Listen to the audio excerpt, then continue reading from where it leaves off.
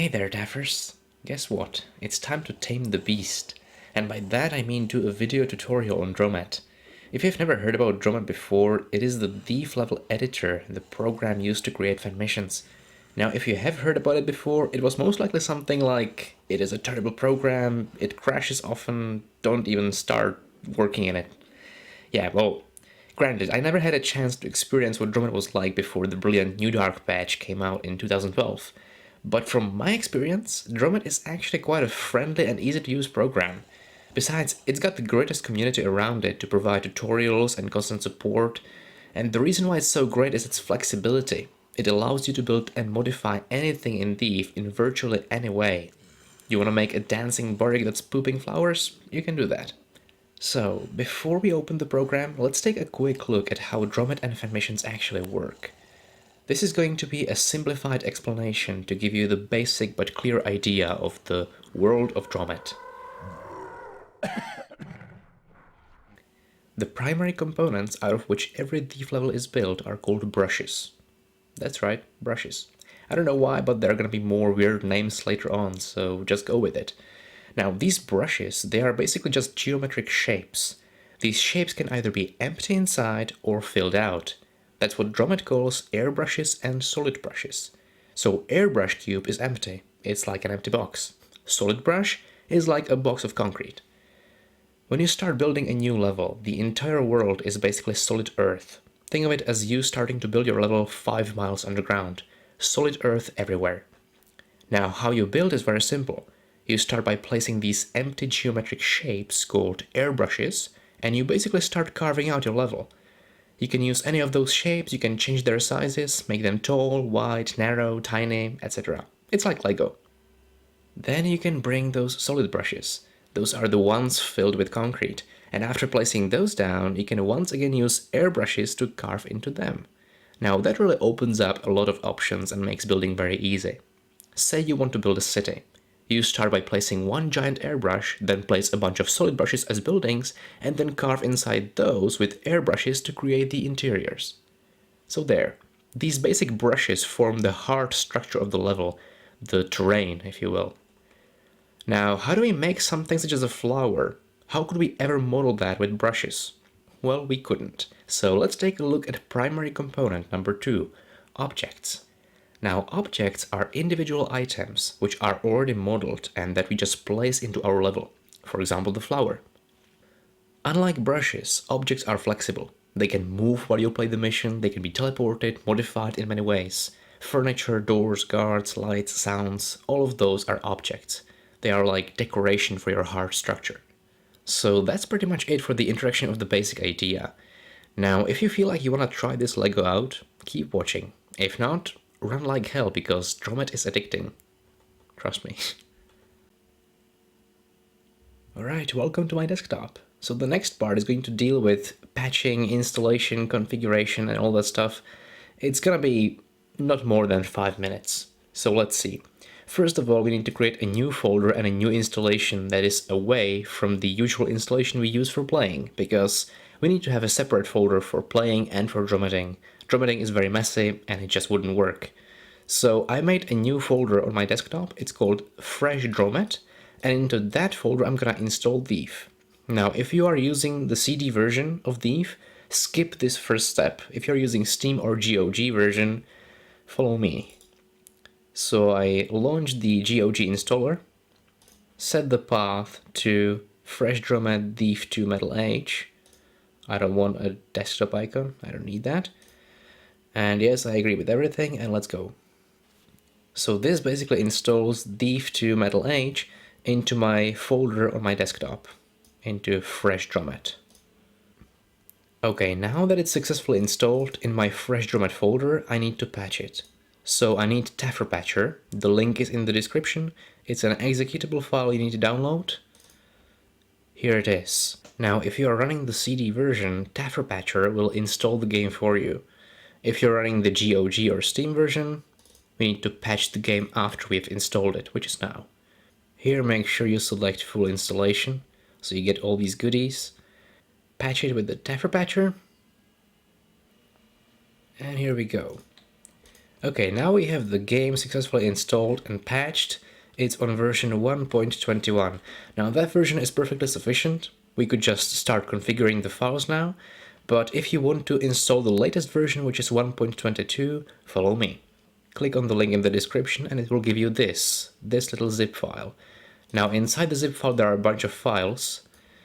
Select contrib, editor and new dark and move them all into your fresh dev installation. Like so. We can close this now. Now take contrib and extract it here. Overwrite everything. Next take new dark, extract it here. Overwrite everything. Finally take editor.zip, but do not extract it, just open it and extract all the files except for menus.cfg. Copy that, can put it here like that. And replace all the files. Now you're successfully running the version 1.22. But again, if you're just sticking to 1.21, it's fine. Now let's launch Dromed and meet the beast. So this is the first impression Dromed decides to give you. It leaves a lot to be desired. So it's this, small window that is just confusing to say the least. And what is this black square here? It's just confusing. But, we can change all that. So let's just close it now and delve into configuring the files. This is going to be very simple and it's going to take like 3 minutes, but it's very important. So let's start. So you're in your dev installation. First of all, find the file called dark.cfg and open it in Notepad. There we go. Somewhere near the top there is the line object max and a number. Change this number to 8000. This means that we will be able to build up to 8000 objects in a single mission. Great stuff. Let's close that and save it. Next file to edit is dromed.cfg. Again, open it in Notepad. Once inside, find the line user unknown. It's here. If you have trouble finding it, just press Ctrl+F and type user unknown. And if I can actually spell this correctly, it will take me to this line. So the first thing we want to do here is uncomment it, which means basically removing this semicolon. Now what that does is it activates this command or this line. Everything that has this semicolon in front of it is basically like a comment. It's not active. If you remove it, you say like, yes, go, and it's active. So what this is like a personal signature that you have on your missions. Unknown is your name, so let's just change that to, it doesn't have to be in caps. Dancing Burrick. So when you make a mission and somebody else opens that mission in Dromed, they can see it was made by Dancing Burrick. Next up is gfh_height. This is actually the height of the control panel in Dromed. We saw that earlier. It was very, very small. So again, uncomment this and change it to something like 130. You can change it to even higher value. It doesn't really matter. Whatever suits you. Another one is this one, gfh decimals. Now you can change this to 3. It basically means that if your brush is, 16 feet long, it will only show 16.000 and not 4 zeros, which just takes up space because you don't really need to know the 4 zeros. 3 is plenty.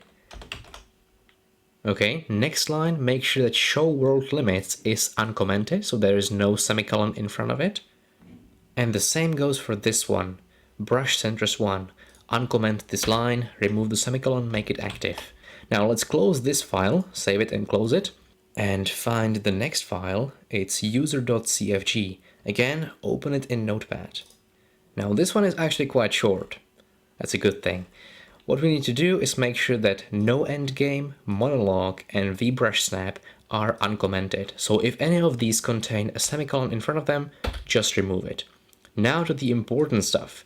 Dromed window size. So you saw that Dromed window earlier, we had 800 times 600 pixels. That's just a joke, right? Of course it is. So I'm using the resolution 1920 times 180. If you're using the same resolution, the best Dromed resolution for you is going to be 1862, 980. I think that's the best resolution you can get because it's basically like full screen. It leaves enough space for the taskbar and everything, but you use as much of your monitor as you can. Now, this alone would not do because Dromed is not that simple. So there's one more file we need to edit. Find a file called camExt. It's cam_ext.cfg. Again, open it in Notepad. Somewhere in the first fourth of this file, can't find it now. There it is. There are a bunch of resolution options. They are all commented, so they are inactive. And these are basically user resolutions. You can just make any resolution you want. What we need to do is enter our resolution here. So just hit enter a bunch of times and type user mode 1, and then there are going to be 5 numbers following with spaces in between. The first 2 are our resolution, in our case 1862/980. The next number, the one in the middle, is bit depth. Now this one needs to be 16 for it to work. I don't know why, but it doesn't work with 32. Who cares? So the last 2 numbers represent the ratio. So the ratio here is going to be 19:10. And that's it. So just save this file, close it, and you're pretty much done. Now one more thing. Yeah, it's gonna end sometime, I swear. One more thing. We need to go back to our original Div2 folder where we are playing and grab our hotkeys. So I'm just gonna go to this folder and grab the file user.bnd, copy it, and paste it in your new, fresh Div2 installation. And that's it, now you have your hotkeys. Okay, and now last 2 things, because this doesn't end. So find a file called cammod_ini, it's cam_mod.ini, and open it in Notepad. Now go to the bottom of the file, and the bottom of the file should look either like this, or like this, or pretty much anything in between. Either way, make sure that all these mod paths have semicolon on the left. And what this does is it disables all the enhancement packs and HD textures, and as great as they are, I think it's better to have them inactive while you're making a mission, so that you see the raw textures Div came with, and you can sort of make decisions based on that.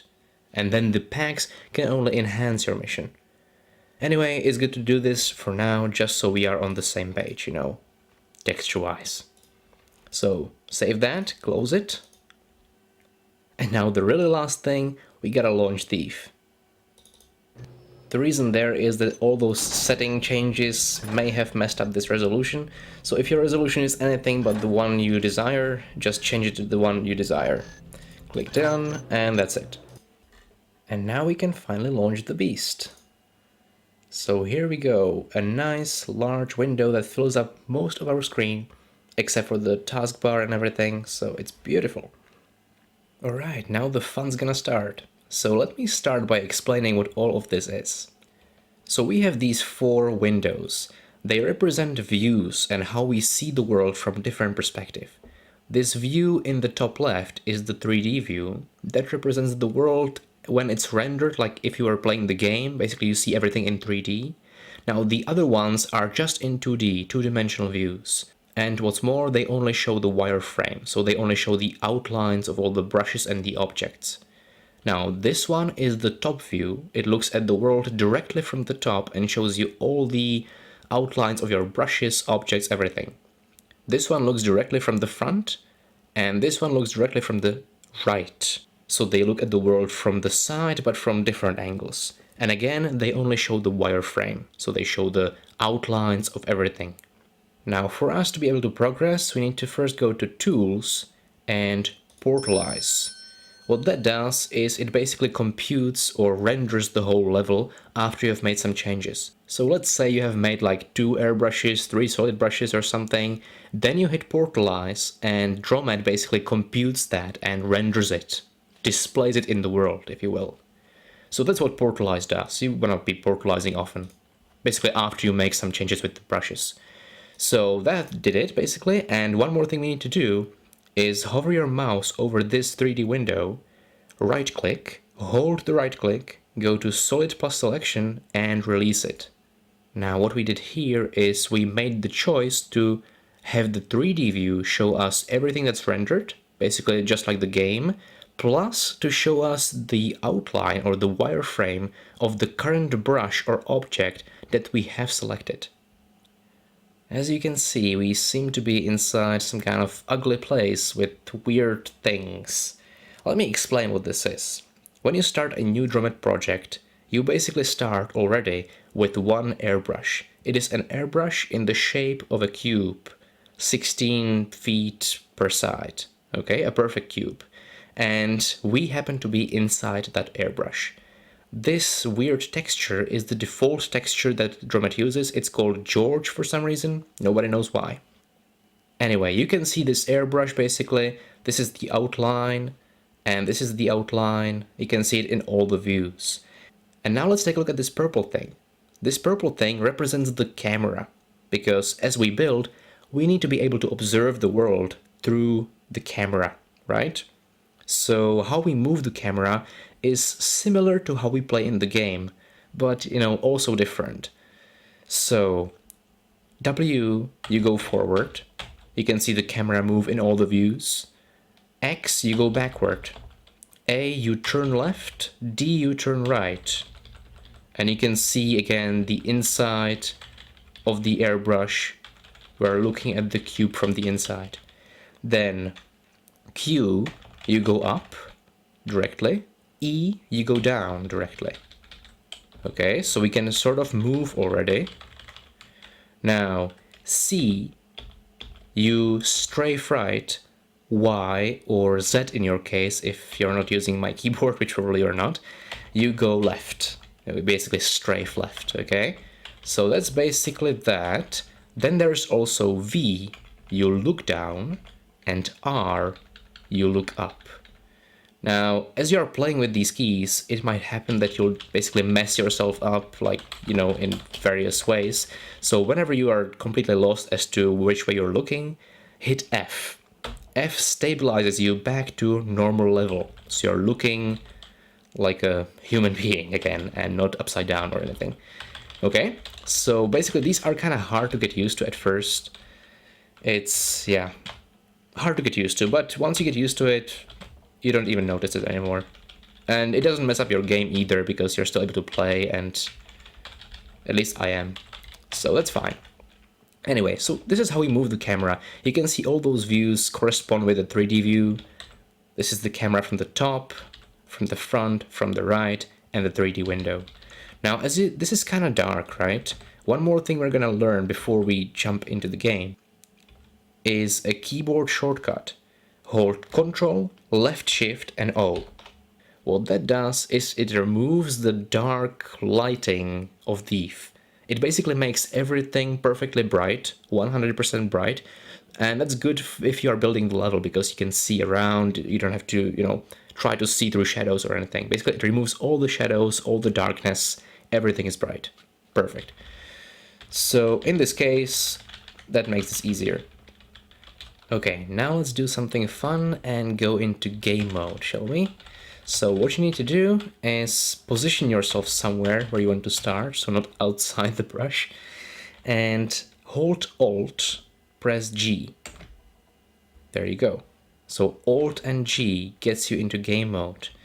Now, this is where you can just run normally, basically as Garrett, not as the camera. This is where you're Garrett, so you're basically playing the game, playing your level, except everything is bright, but you can still hit Ctrl-Shift-O even in here and toggle the lightning into full bright or the shadowy normal Thief lighting.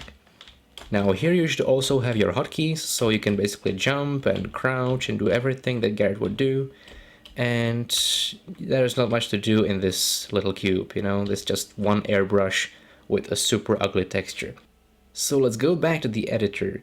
Hold Alt, press E, and that gets you back. So you need to stay wary of one thing. While you're in game mode, never go like to the menu and quit there, because that would basically close your Dromed. Okay, so yeah. And Dromed doesn't even like warn you about like, do you want to save your mission? No, it just closes. So It's got a great sense of humor. So now that we're back in edit mode, it's time to learn about zooming and the grid. So in these three windows, if you right click in one of them, I usually do it in the top view, right click there, hold it, you see several options. The ones we want to focus on right now are zoom in all and zoom out all. If you hit zoom out all, you can see it zooms out all the three cameras, all the three views. So it's good to do that, always zoom out all and not just zoom out, because that would just zoom out your one camera and you would go out of synchronization. It would just be bad because you'd be confused. Where is what, and stuff. It's not good. So if that ever happens to you, just right click, zoom back in, so you are synchronized again. Now the next one we're gonna learn is teleport camera. Let's say that you are looking at your level and it's big, and everything. I wanna go here and look there. So you are looking at the top view, just right click and let go because it's right the first choice there. Teleport camera. It teleports the camera to any point you want. Right click, let go. Right click, let go. This is how I usually move around the level. Except we don't only have one airbrush, so it's pretty pathetic, but we'll get there. Okay, so now let's take a look at these lines here. Do you see those? Those represent the grid. Now the grid is like a system that makes sure that every brush you build and modify always remains clean.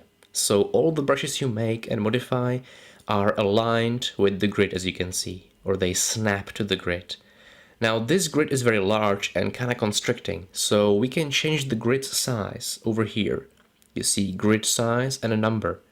We can go down to 15, 14, and if we zoom in with all, we can see we can even go to like 13, 12, 11. 11 is the absolutely lowest value you will need to ever go to. I don't think you will need to go below 11, I never have. So let's just put it on 13 for now and take a look at what these other numbers mean.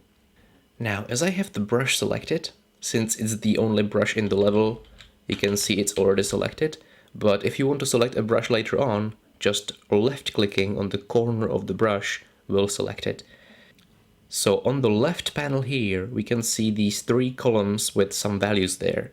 Those are the values of the current brush we have selected. Taking it from the right column, this column shows the dimensions of the brush. So it is a perfect cube with 16 feet per side. Now this unit is not actually a foot, it's a Dromed unit, but it is almost exactly the same as foot. So for those using the metric system, something like 3 Dromed units would be 1 meter, approximately. Anyway, so 16 feet per side, and we can modify that. We can, for example, say, I want it to be only 10 feet, and it shrinks a bit. And I want it to be only 10 feet tall. And again, you can see in the right and in the front view, it becomes smaller. So these stand for depth, width, and height. You can see the D, W, and H. Those are very tiny, so it's hard to see. But yeah, that's basically that. Of course, we can also use the 2D views and edit the dimensions of the brush manually. So if we have the brush selected, hold Control, left click and hold the click and drag. And you can drag it around. You can drag it in different views as well and change the dimensions like that. And you see they always snap to the grid. So the number is never something like 17.612378 because that would be just messy, it would crash Dromed, it wouldn't work. So it snaps to the grid you're currently using. Currently we are using size 13. That's a pretty good size for architecture, definitely. Now when we look at the grid size 13, you can see that underneath there are also some buttons. There is a show and there is a use. These are both turned on, you can tell because they are pink. Now, show basically says, do I want the grid to show? I do. As long as I am zoomed in properly, I can see the grid. You see that? And use, do I want to use the grid? Do I want all the brushes to snap to the grid? Absolutely. So this one always needs to be turned on. This is one of the most important aspects of Dromeding. Basically, the grid always needs to be turned on. If it's off and you make some brushes and they end up being messy, like the values I was talking about earlier, 17 point something, Well, then if you try to portalize that, Dromed just says no way and crashes on you. So always make sure that grid is turned on, that you have use and show, they are pink or purple or whatever, they are active and turned on. So now we have taken a look at the dimensions, let's take a look at this column on the left. This one represents the location or the positioning of the current brush. Again, we have this brush selected, so let's take a look at these. These are basically the X, Y, and Z axis. So imagine the 3D world, the Z axis is the vertical one, and the X and Y are the horizontal ones. So if I edit this and I type, for example, 5, you can see the brush moved on the X axis. We were able to see it both from the top view and from the right view, but not from the front view because it actually moved toward us. Now, if I move it on the Y axis by 5, again, we can see it move in this direction this time. And now the Z axis, let's say I want to elevate it by 5 feet, or 4 feet, for example. So 4, enter, and you can see it moved upward on the Z axis in the front view and the right view, but not in the top view because we are looking at it from the top, obviously. Now, if we look in the 3D view and move around, you can see that the brush, the outline of the brush, has actually moved a little bit, but the rendering is still old. So what we need to do is portalize. And this basically updates all the changes you have made to the brushes, right? So we have moved the brush and we have changed its dimensions. Now we could go into game mode and try it all out. But first, let's take a look at this. If you click game on this panel and find this command, persistent player position, what this means is that when we go into game mode, we will appear exactly where the camera is, where this camera is, and not at the starting position, which was 0, 0, 0, or later on, the starting position you establish for the mission. So let's click that. And now, for example, I can position the camera like near the top and go into game mode. And you can see I sort of fell from the ceiling because I appeared over there. So this is our new brush. It is a little more spacious, but it's still ugly as hell. So let's go back.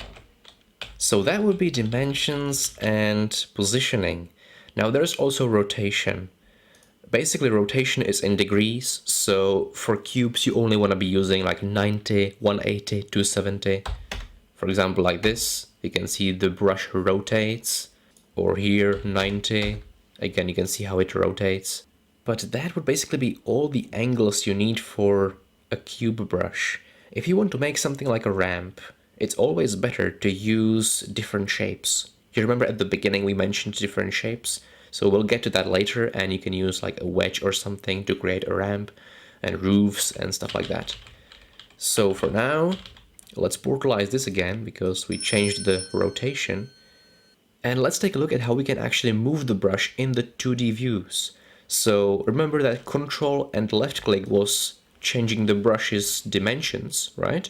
If you hold left shift and click and drag, you move the brush. Brilliant, isn't it? And again, you can move it here and here. And again, portalize. And go into game mode to make sure everything is cool. So now it's standing upright like that. So that's that. And now we can make more brushes. How do we make more brushes? First, we need to look at this control panel again. So first of all, there are these 4 modes: create, layout, scroll, and filter. The only one we'll be using for now is create, so just need to make sure it's active. If you click one of these, then this one is active, or this one, or this one, so make sure create is active. If it's active, then you can choose from this list, these 6 items, what you are creating. So we're creating a brush. We can also create light, area, object, flow, room. We'll get to those later. For now, we're creating a brush. So in short, for creation of a new brush, you need to make sure you've clicked create, or you have create active and brush active. So all you need to do to make a new brush is left click into empty space, drag and release. There you go, you made a new brush. Now if we portalize, we can see that this brush actually isn't connected with the brush before, so you know, if we go into game mode, we can go into the other brush, obviously. So let's connect them, okay?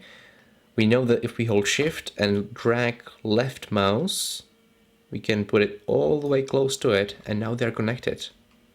And let's just drag it a little bit upward. So now we have something like a stair here. Let's take a look. Okay, so you see this is the first brush, then you jump up here, and you jump into the next brush, which is slightly narrower. And you can go up here, and then go down there. Brilliant. So that's how you connect brushes, how you make brushes. Again, you can change the dimensions, and of course you can change the dimensions here. So for example, I can make it only like 6 feet tall or 8 feet tall. So I'm able to mantle up there, portalize, and go up there. See, and I can go up here and go back down.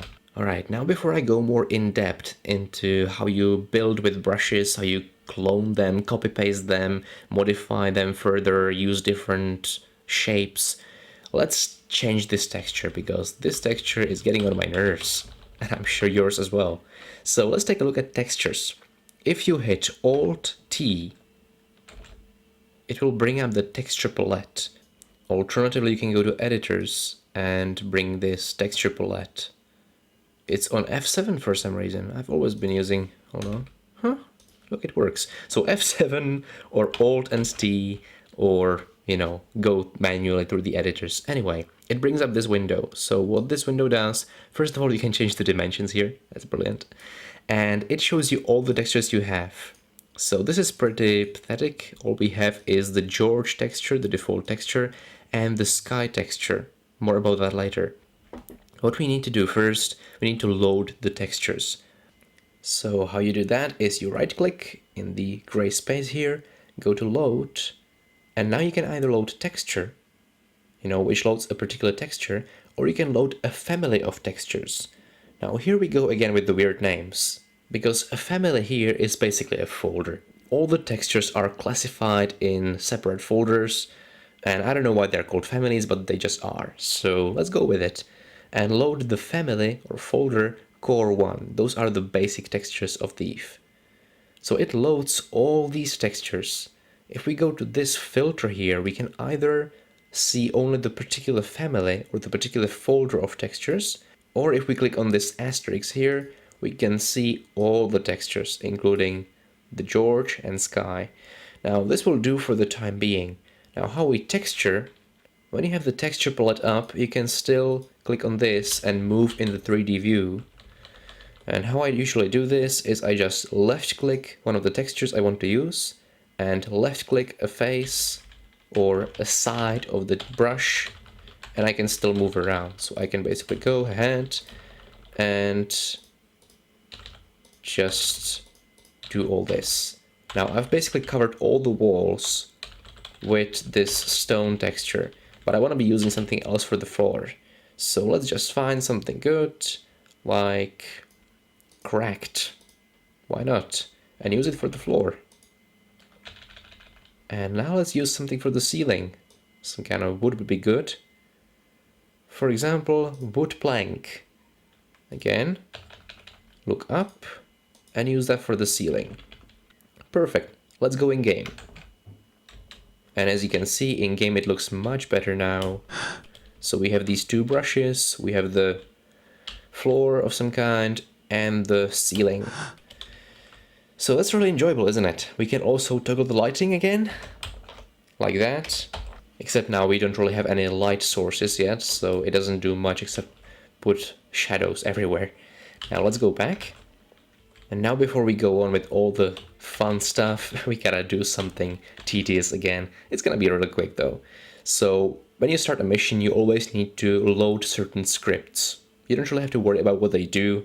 All you need to remember is just go into this command window at the bottom right. Click there so that you see the cursor and type script underscore load gen. Hit enter. And then again, click there to display the cursor. Script underscore load convict. Enter. So these two scripts need to be loaded for certain functions in the level to work. If you click on the mono window over here, as the black ugly window we saw before, that actually keeps track of everything you do and gives you like a log of you portalized and you messed up and something. So usually when there are some errors or something, you can find the information here.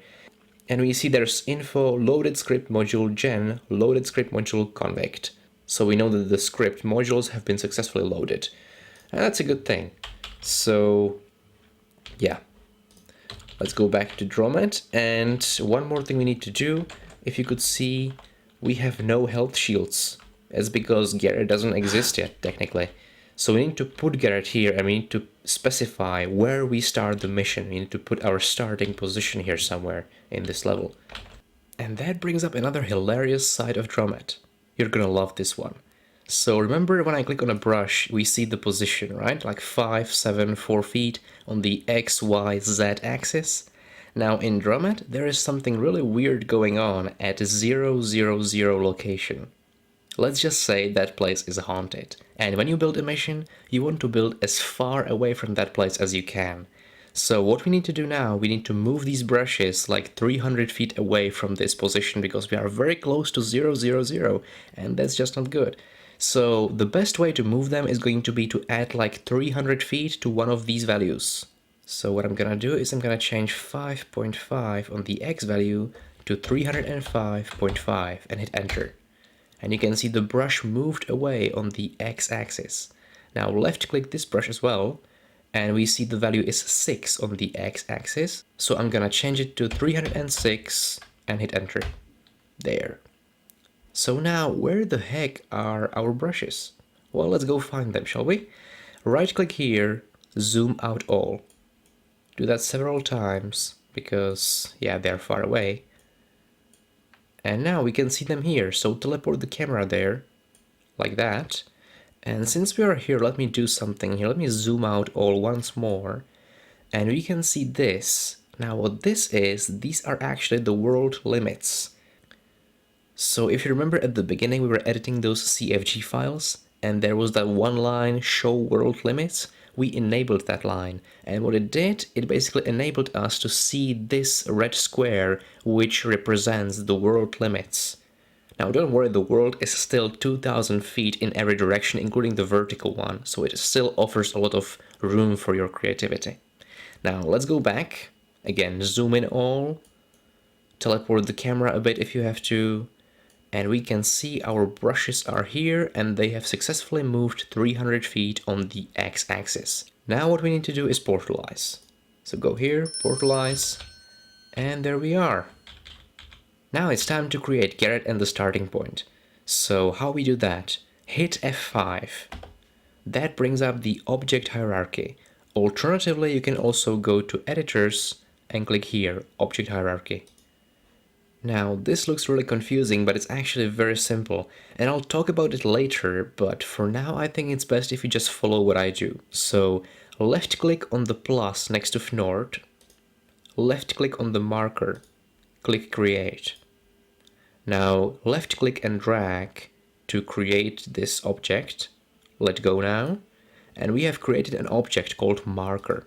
Okay, you can still left click on those brushes and select those, or you can select the marker. So now with the marker selected, click on properties, double click this, and here type something like starting point, or here we go, or something that will identify it so that you know this is the starting point, this is where Garrett starts.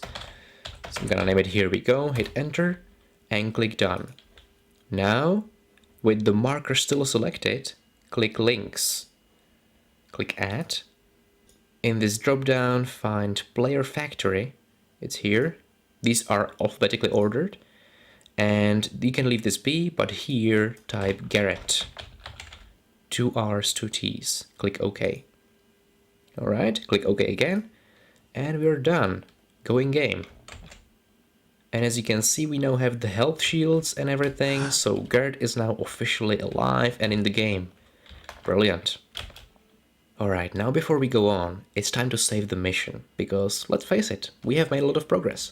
So go to File, save mission, make sure you are in your Fresh Dromed These Two Metal Age folder, and then save your mission as anything you want. For example, I don't know, fooling around.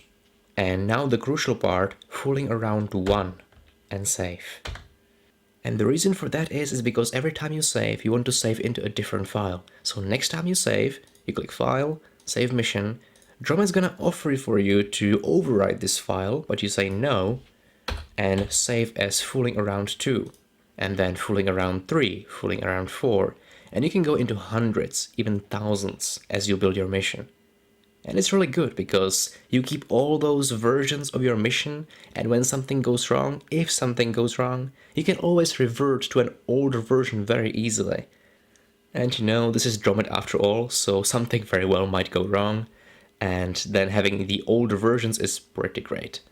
Okay, so now let's give the level some sound. So, as I said before, sounds are actually objects or parts of other objects. For example, Garrett's remarks throughout the mission, or ambient sounds that activate and deactivate our objects. Or a talking guard already has some sounds in it. However, how the sound is carried throughout the level is determined by room brushes. So I didn't want to confuse you with this before, because even though these things are called room brushes, they are not like the other brushes you know. Room brushes are not material, they are not physical. They only represent the map for the AI, the sounds, and some other various triggers.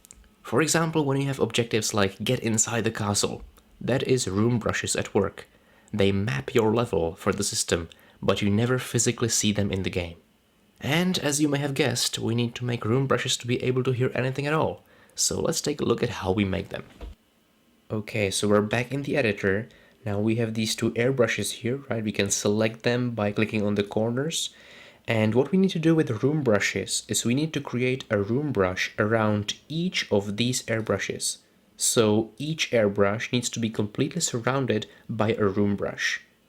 Now this is so because the game needs to understand your level, so it needs to understand what rooms are where, how big they are, so the sound carries properly, so the AIs understand the game properly. So that's basically something we need to do for the system of the game.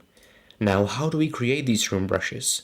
So remember this, we click create and we have these brushes here, but the room brushes are all the way at the bottom, right here. So one method is just to, left click, drag and let go. However, there is a much easier method. So let me delete this one. And the easier method, we don't even have to have a room selected. We can just select brush. And what we do, we select our airbrush, which we want to surround with a room brush. So with the airbrush selected, we hold Shift and press Insert. There we go. Now we have created a room brush which has the exact dimensions of the airbrush we had selected. Now what you can also do is you can hold Control and drag this room brush to make it slightly larger than the airbrush it's surrounding. And the reason for that is so that you can work with it properly, so that you can select each of them and not get confused if they are both in the same position. However, it's also perfectly fine to not do this and just leave it be like that with the same dimensions, because there is this brilliant tool called Filter.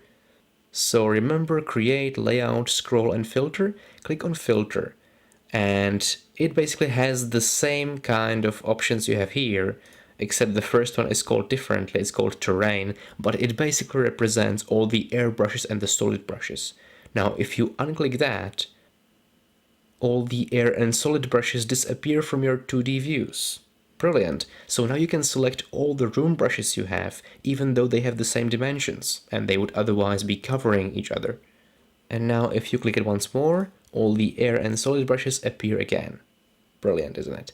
So now let's go back to create, finish this room brushing, so click on this brush, left click on it, hold Shift, Insert, and now we have successfully room brushed these two airbrushes, so they are both surrounded by a room brush. Now one more thing before we go into the game, when working with room brushes it is always a good idea to go to Tools and Compute Pathfinding Database after you have made some changes with the room brushes. So now let's move over here and go Alt G.